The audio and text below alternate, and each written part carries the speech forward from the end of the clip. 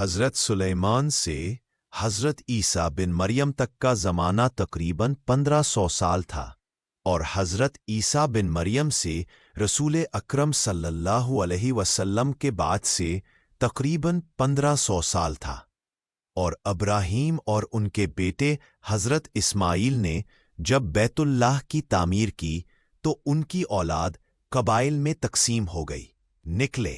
یہ سلسلہ چلتا رہا یہاں تک کہ حضرت فیل کے زمانے میں حضرت کعب بن لوئے پیدا ہوئے۔ وہ واقعہ فیل سے 17 سال یا 18 سال پہلے پیدا ہوئے تھے۔ حضرت یحییٰ بن معین نے فرمایا کہ میں نے اپنے والد سے سنا، قریش کے لوگ واقعہ فیل سے 18 سال پہلے حضرت ہاشم کی وفات کا حساب لگاتے تھے، اور حضرت ہاشم کی وفات اور رسول اللہ صلی اللہ علیہ وسلم کی پیدائش کے درمیان تقریباً 9 سال کا فرق تھا۔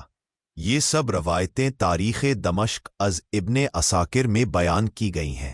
درود و سلام ہو رسول اللہ، جن کی ہجرت کا سال لوگوں کے حساب میں تاریخ کی بنیاد بنا۔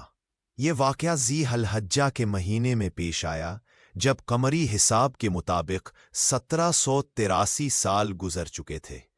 اسی وقت نبی علیہ السلام کی ہجرت مکمل ہوئی اور تاریخ انسانیت میں ایک نیا باب شروع ہوا۔ یہ تفصیلات تاریخ خلیفہ اور تاریخ دمشق میں مذکور ہیں۔ اللہ تعالیٰ نے زمین کو 3 حصوں میں تقسیم کیا، ایک حصہ حضرت سام کی اولاد کے لیے، دوسرا حصہ حضرت حام کی اولاد کے لیے، اور تیسرا حصہ حضرت یافس کی اولاد کے لیے۔ سام کی اولاد کو شرق اور ارض مقدسہ بیت مقدس کے علاقے ملے، حام کی اولاد کو جنوب اور بحر احمر کے کنارے کے علاقے، اور یافس کی اولاد کو شمال اور پچھم کے علاقے دیے گئے۔